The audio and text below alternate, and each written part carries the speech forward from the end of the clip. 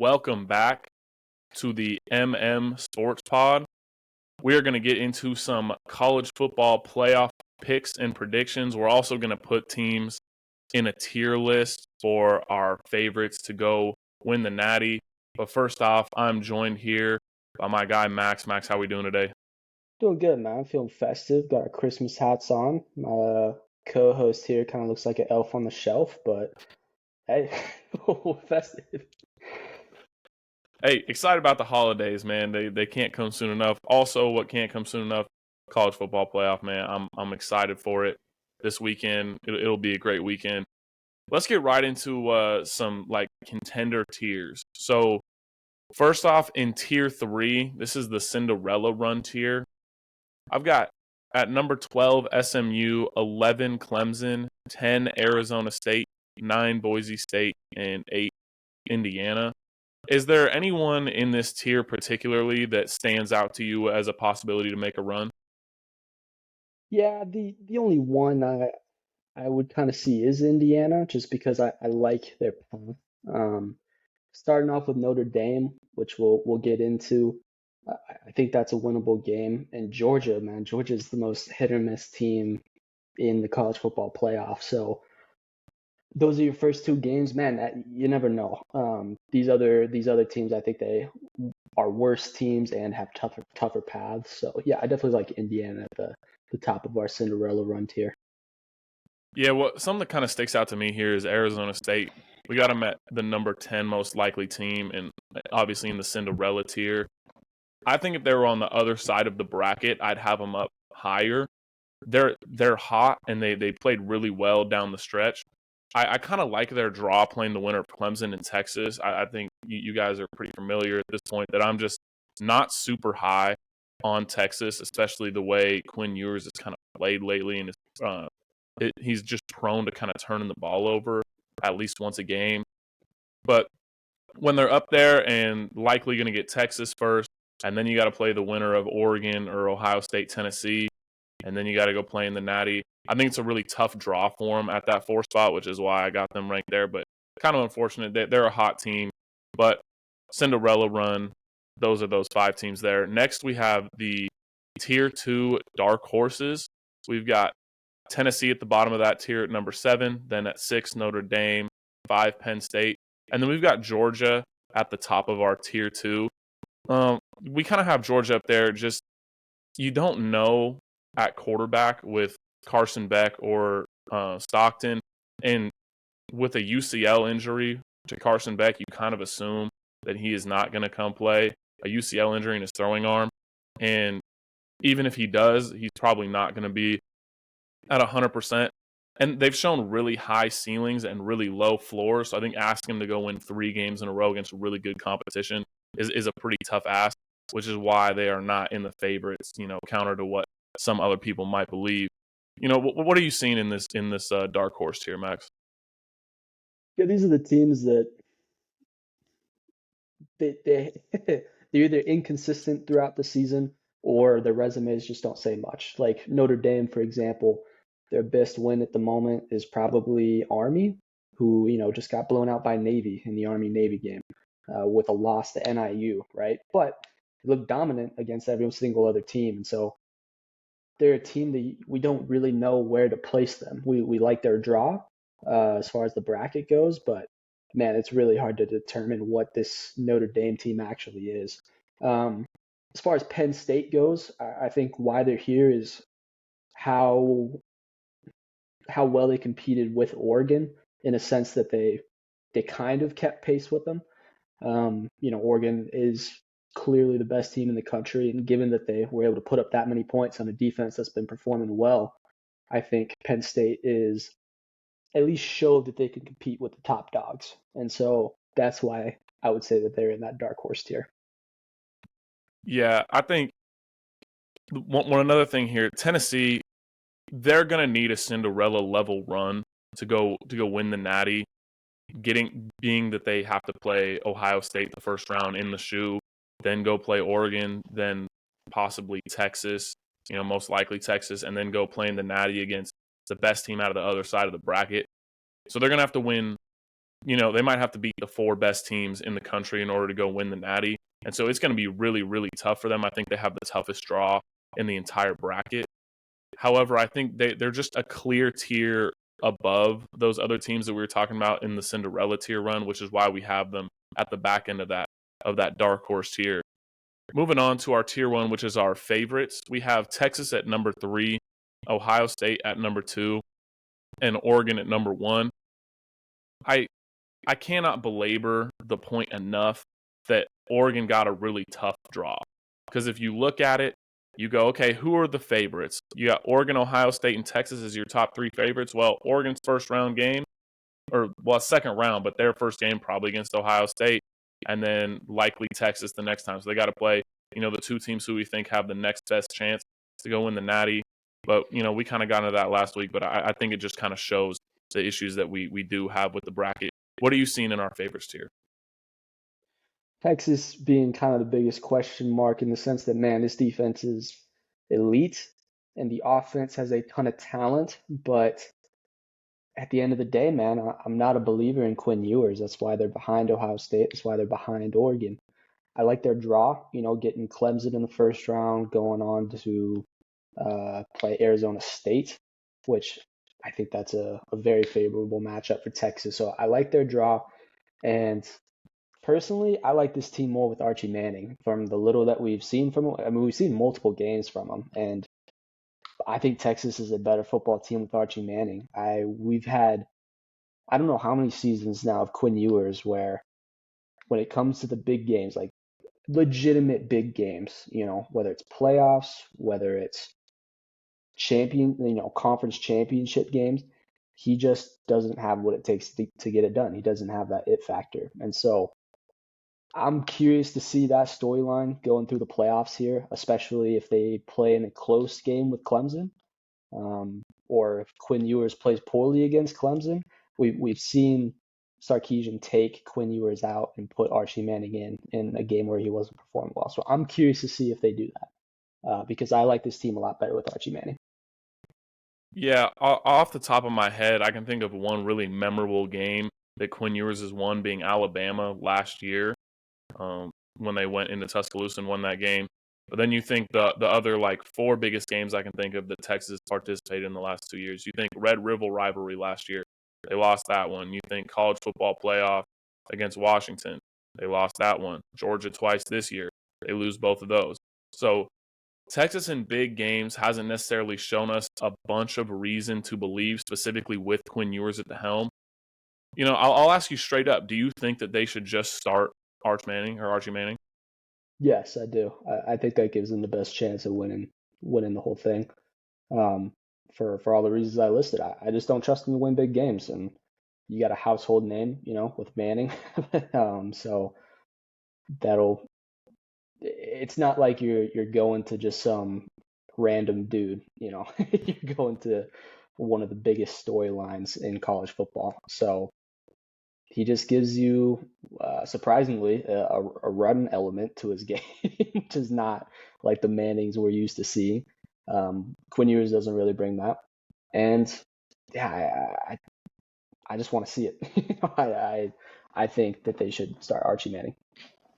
Yeah, I think it's a tough spot because you hear the saying, if you have 2 quarterbacks, you actually have no quarterbacks. Hmm. So you gotta pick one. I mean, obviously, but if he does pull the plug and says, okay, start Archie Manning over Quinn Ewers, and they go lose that game, how dumb do you look? So I don't expect them to start Archie Manning. I kind of agree with you. I think he gives them the highest ceiling. I think it's a quick trigger if they're struggling with Quinn Ewers in that game. Yeah, yeah, I agree. But they've already shown. I mean, they've shown that they're willing to bench Quinn Ewers. We've already seen it. So I don't think it's a crazy jump to say that it's possible that we see it at some point in the playoffs. Yeah. So we're going to go ahead and preview a couple of games today. We'll get the next 2 out to you guys later, but we really wanted to get an in-depth breakdown of these games and really give you guys our best prediction. And so we're going to get into each of these games for a good 10, 15 minutes. And today we'll be talking about Indiana at Notre Dame and then SMU at Penn State. Like I said, Clemson at Texas and Tennessee at Ohio State. We'll get those out to you guys here in a couple days. Make sure you guys have plenty of time to get a listen and maybe place some bets or something, depending on how you're feeling about those ones. So let's start out with Indiana at Notre Dame. Two pretty similar teams here. I mean, not that much on the resume. You look at it, and like you said, Notre Dame best win against Army, their only ranked win. Army's probably not ranked after they just went and got walloped by Navy, so probably no ranked wins on the schedule at the end of the day. And then they lose to NIU. Now, like, as fluky as that game might have been, you still showed the ability to lose to NIU, which is really, really poor. Indiana, conversely, their loss is really good. They lost to Ohio State, even though they kind of got blown out, 2 special teams touchdowns in that game. So probably a little bit closer than the final score indicates there. And then they don't really have any super high quality wins. Their best one is probably Michigan at home by 5, where their offense, I don't think, usurped 300 yards of offense. So you're looking at it, it's kind of the tale of like resumes, but they put up really good stats. What's something key that you're looking at in this game? You're right, man. The stories are just ridiculously similar as far as what what do we point to exactly. Indiana has just one of the worst strength of schedules we've seen for a playoff team, maybe in the scope of college football playoff history. They, with their best win being against Michigan, Michigan was finished 7th in the Big Ten. After that, all of their Big Ten matchups that they had were 10th or lower in the Big Ten, which is in the lower half, right? Not a single notable non-conference game. Conversely, you got Notre Dame, who doesn't believe in joining a conference for some reason, which guarantees that they can't get a bye in the in the playoffs. So, not quite sure what the plan is there, but they followed that up by choosing to play in the ACC, all the ACC teams, which is not a very good conference overall. So, yeah, man, you beat Army.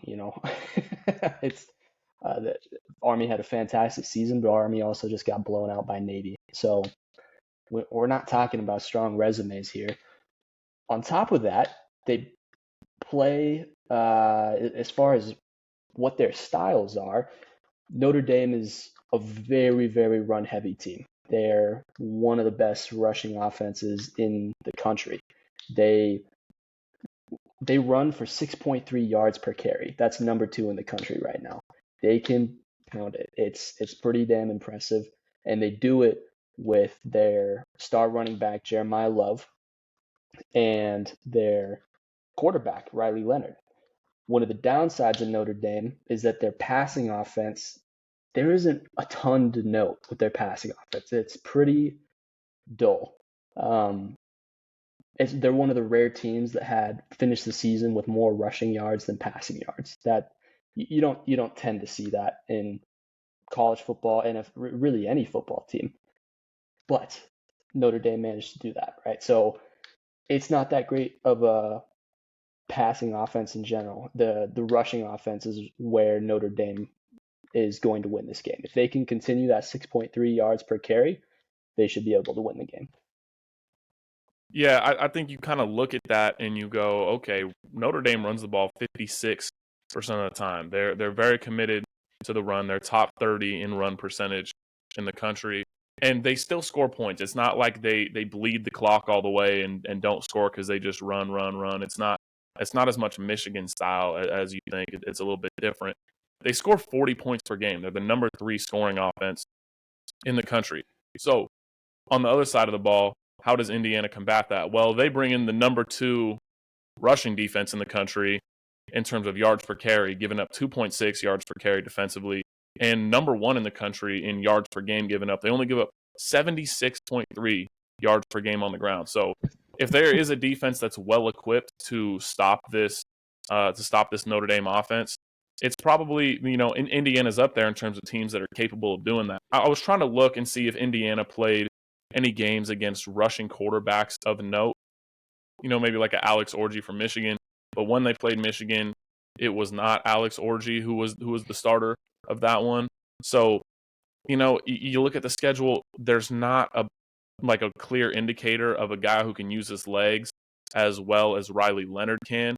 And so that's kind of one of my keys to the game is how effective is Riley Leonard's legs and like early down rushing success from Notre Dame. Because if you get Notre Dame in a position where they have to pass, then they might be in a little bit of a struggle there versus if they're, 2nd and 2, 2nd and 3, and they can get to some play action looks, then maybe you can see a little bit more explosiveness from that passing game.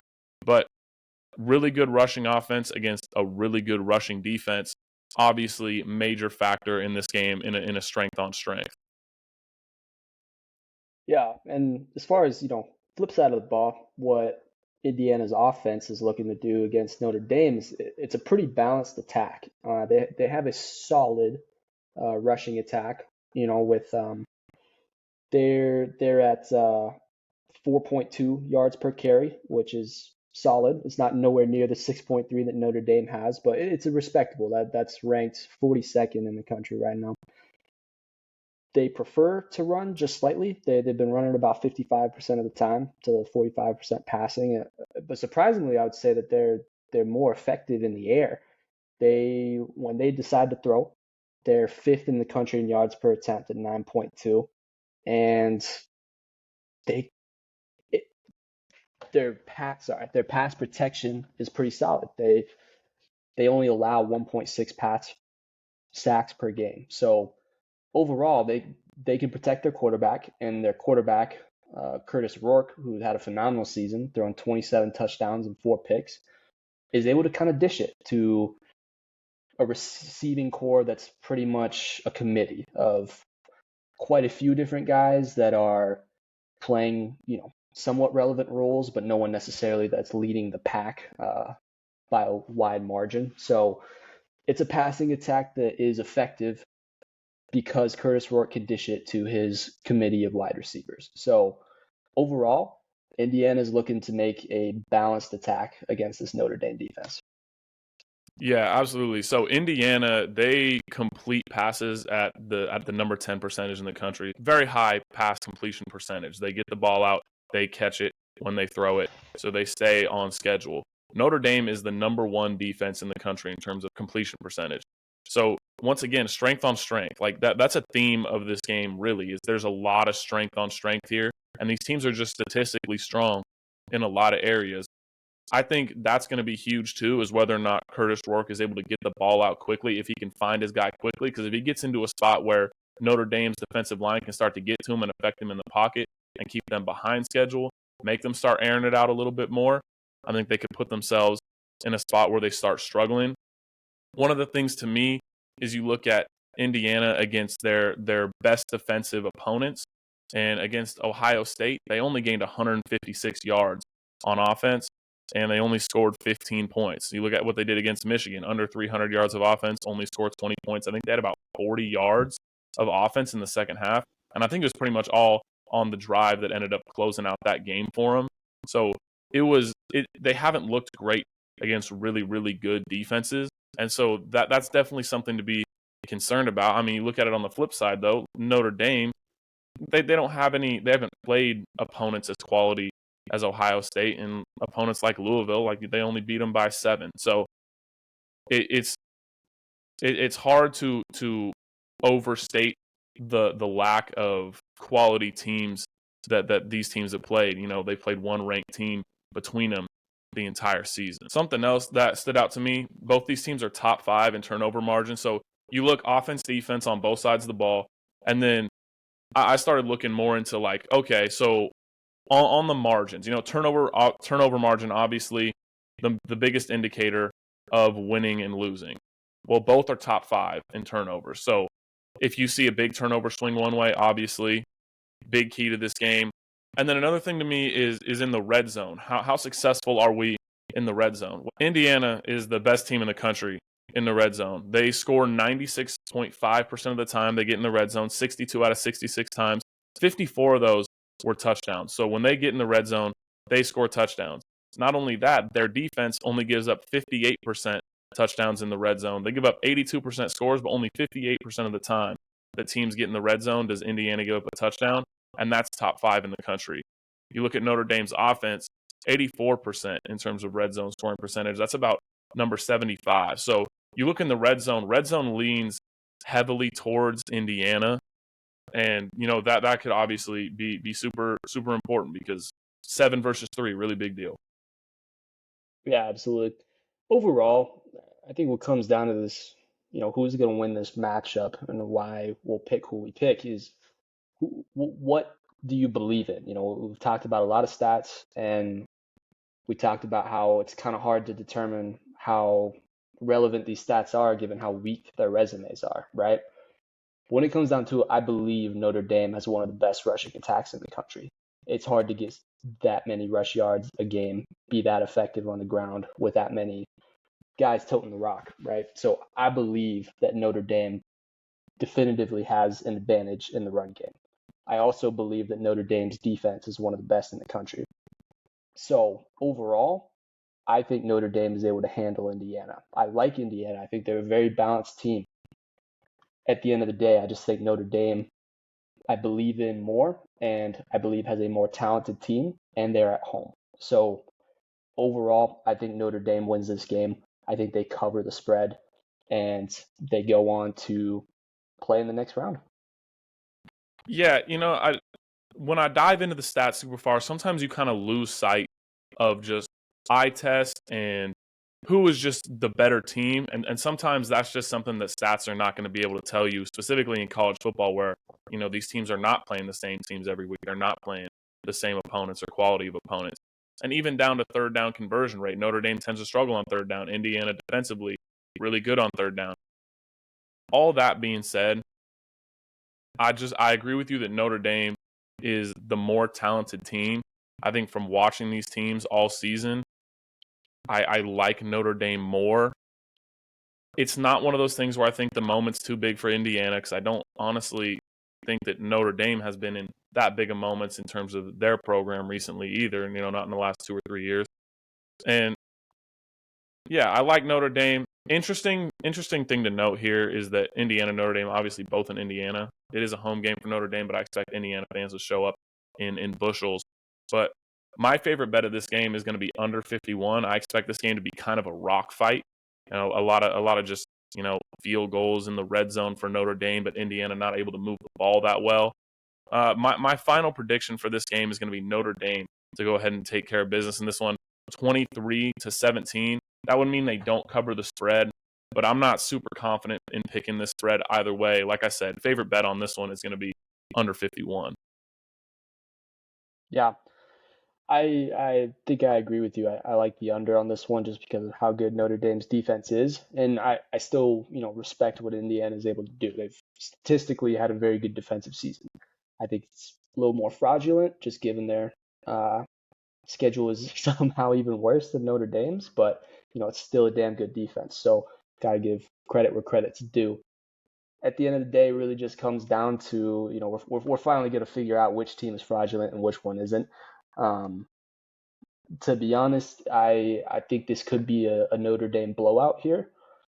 Or if it's not, then I could see, Indiana or Notre Dame sneaking in a close victory.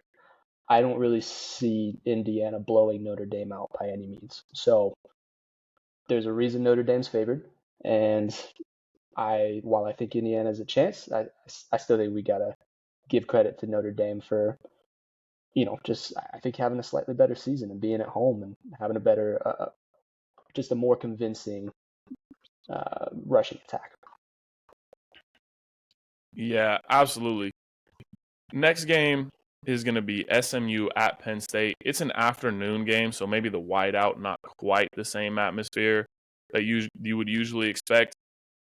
Penn State is favored in this one by 8.5. The over/under on this game is 54. SMU, sneaks into the playoffs, kind of playing with house money a little bit. I think the kind of consensus is that the committee got it right, but nevertheless, a little bit of house money here with SMU being in the playoffs, coming off that tough loss to Clemson where they didn't play great, but still showed that they are a quality team. Something to me that stands out here is SMU, man. 14 turnovers in the last 7 games. That could be that could be a really big issue. Like I said, turnover differential, number one predictor of wins and losses in football, and that's college football and that's NFL. It's how the game goes. Possessions matter, and SMU tends to turn over the ball quite a bit. However, they're still 11-2. Still got here with Kevin Jennings leading the way at quarterback. What stands out to you in this one? You're 100% right, man. The turnovers for SMU, it's a lot, and it could have been a lot worse. They had 23 fumbles this season, and they lost only 11 of those. So they lost only just a little under half of the fumbles. So that means the ball's been bouncing their way, over the course of the season. But that's pretty ridiculous, man. We're talking about 2 fumbles a game consistently. So that's a big, big, big red flag when it comes to SMU. Now, you do have a quarterback that can dish it.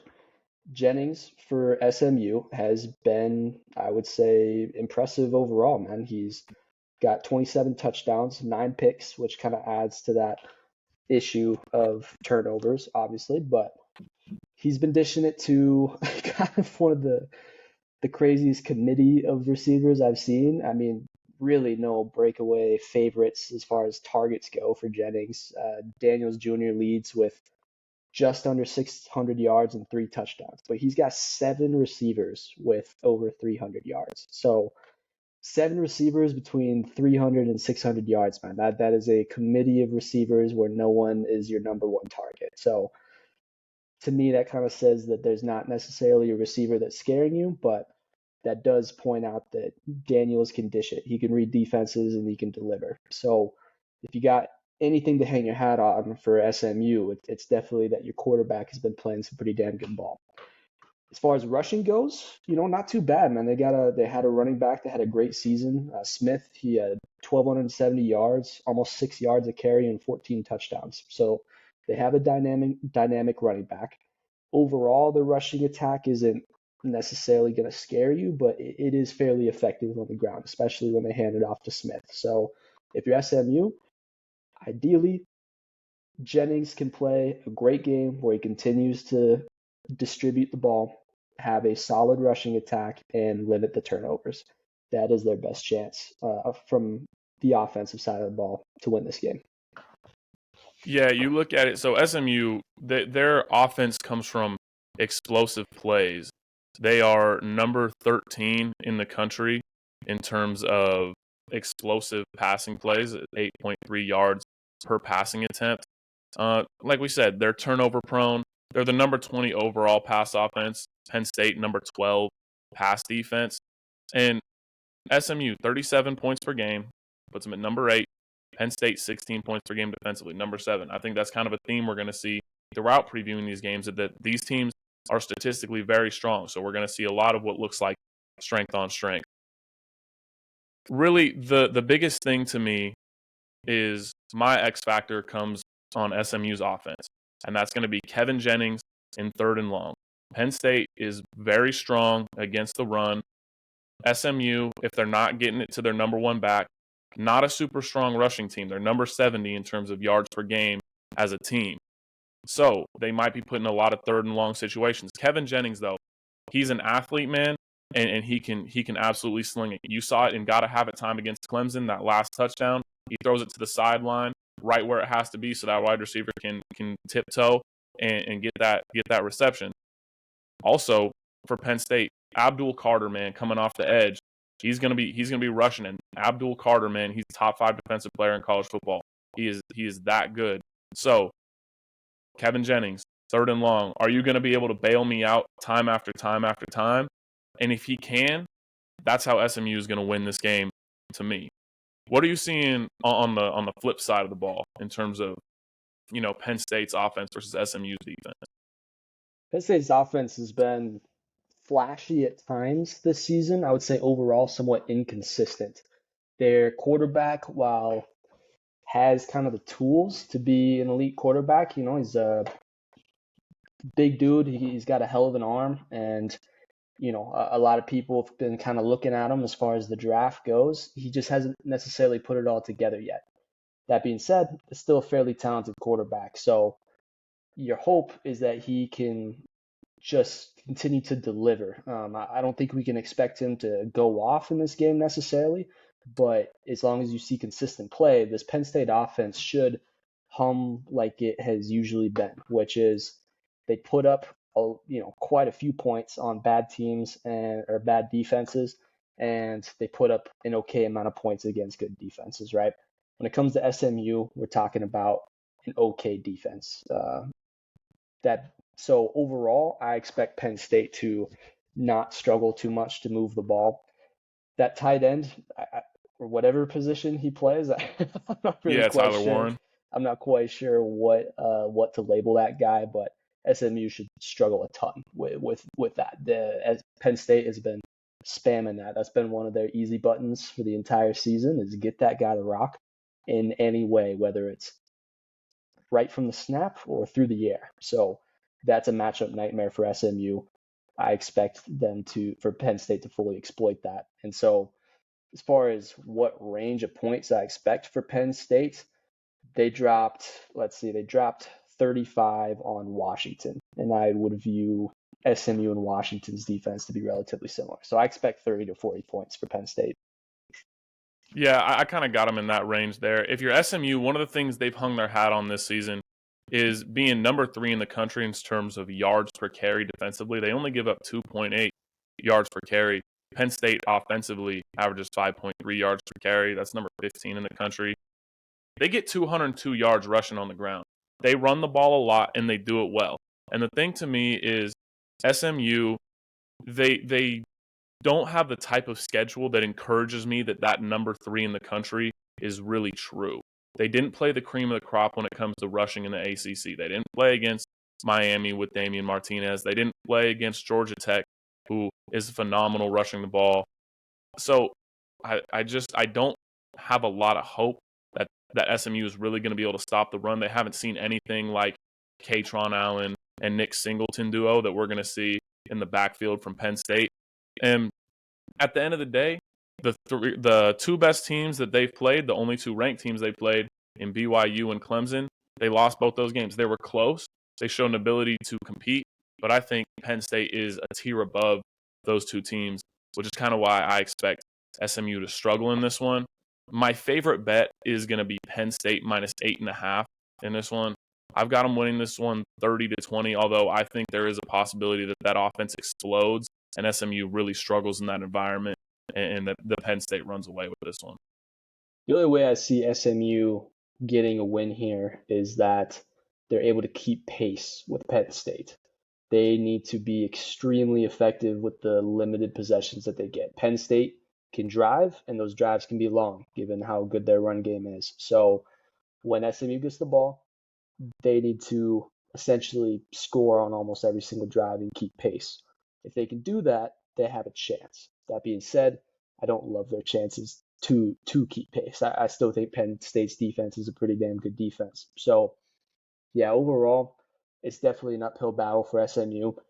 If you can put the game into a shootout, they have a chance because Jennings is arguably the better quarterback and they're an explosive offense. So that's the ideal scenario for SMU. Penn State, I think they just handle business though. I think it's a Big Ten versus ACC matchup. ACC is used to shootouts. Big Ten is not, man. They play a lot more sound football on both sides of the ball. And given that it's in Penn State, I don't give SMU too much of a chance. I like Penn State to win and win big, so I expect them to cover the spread. Yeah, SMU is going to have to make this chaos ball to win this game. And the problem is they've shown inconsistencies in that department. They're number 133 out of 134 FBS teams in terms of penalty yards per game, 81 yards per game in penalties against them. They turn the ball over a lot, and they can't run the ball, and their defense is not super quality. Running and defense travels, turnovers, and needing explosive plays, it's going to be really tough to go ahead and beat a Penn State team that I just view as a tier, maybe even 2 tiers above this SMU team in terms of just how quality they are. So, like I said, I got Penn State winning this one 31-20. That is going to wrap it up. I know it's kind of a short pod today. Like we said, we are going to get back into it with those other two matchups, get those out to you, and our NFL pod out later this week. We'll be back to you guys before the holidays, but you can see we're feeling festive already. We're getting in the spirit. We're about to go home for Christmas break from school. So move the podcast setup a little bit, but it'll all be good times. Maybe, just maybe, get an in-person pod going. We'll see. It'd be cool. Absolutely, man. Appreciate it. Appreciate everyone listening, and hope everyone has a good Christmas break here. Yeah. Enjoy the lots of quality football coming down the stretch here, both college football and NFL. Penn State to cover, but love the Indiana Notre Dame under. That's my favorite bet from these two games we talked about. Anyways, y'all appreciate y'all listening, and go make some money this weekend.